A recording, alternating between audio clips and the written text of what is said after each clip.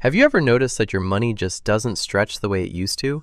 The same cart of groceries, the same tank of gas, the same cup of coffee somehow costs more than it did a year ago.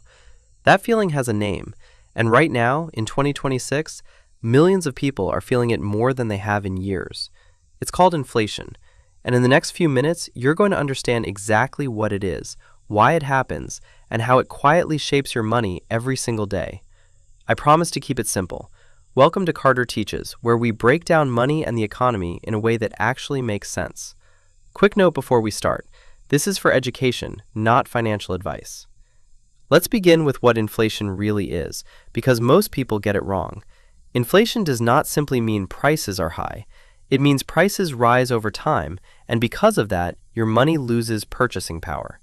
If a loaf of bread costs $3 today and $3.30 next year, that's inflation. And when it keeps happening year after year, the same money in your pocket slowly buys less and less. Here's the part people miss. If one product gets more expensive because of a temporary shortage, that alone is not inflation. Think about what's been happening this year.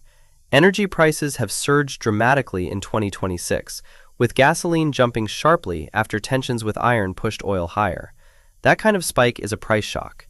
Inflation is when the overall level of prices keeps climbing, even after those shocks fade. And that distinction matters because it changes how you should think about your money for the long term.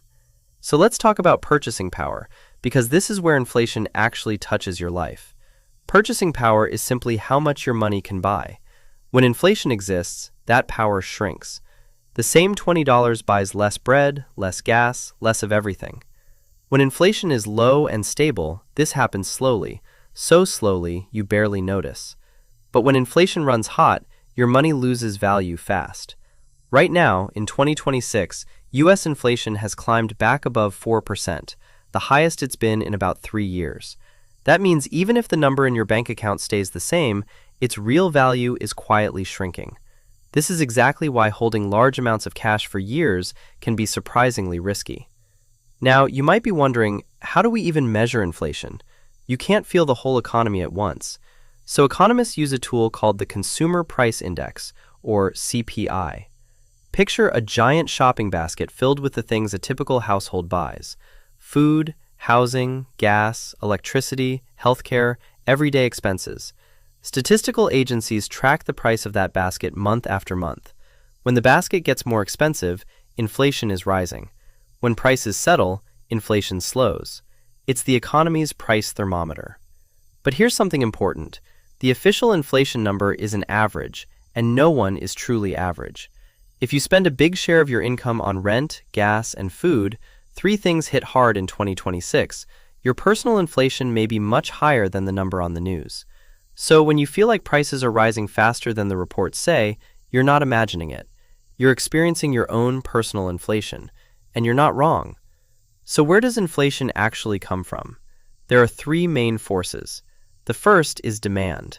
When people want to buy more than the economy can produce, sellers raise prices. Too much money chasing too few goods. The second is supply. When it becomes more expensive to produce or ship things, those costs get passed on to you. That's exactly what higher energy prices do right now. They ripple into shipping, food, and almost everything else. The third force is money itself. When the money supply grows faster than the goods an economy produces, each dollar is worth a little less. And behind all of this sits psychology.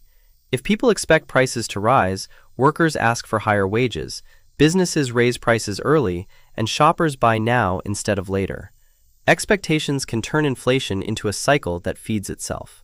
Now, who fights inflation? That job belongs to the central bank. In the United States, that's the Federal Reserve. Their main weapon is the interest rate. When inflation climbs, the Fed can raise rates, making borrowing more expensive. Loans, credit cards, and mortgages cost more, people spend less, and that cooling of demand pulls inflation back down. When they want to boost the economy, they lower rates instead. In 2026, with inflation back above 4%, the Fed has been holding rates steady, watching carefully, trying to cool prices without freezing growth. It's a delicate balancing act, and it affects your mortgage, your savings, and your loans directly. So what does all of this mean for you? Inflation quietly punishes cash sitting still, which is why people invest to try to stay ahead of it. It can actually help borrowers with fixed-rate debt because you repay old loans with money that's worth less over time, but it squeezes anyone whose income doesn't keep up with rising prices. The goal isn't to predict inflation perfectly. The goal is to understand the environment you're living in so you can make smarter decisions with your money. And here's the good news. You don't need to be an economist to get this. Once you understand how inflation works, the headlines stop feeling scary and start making sense. You see rising gas prices for what they are. You understand why the Fed does what it does, and you make calmer, smarter choices with your own money.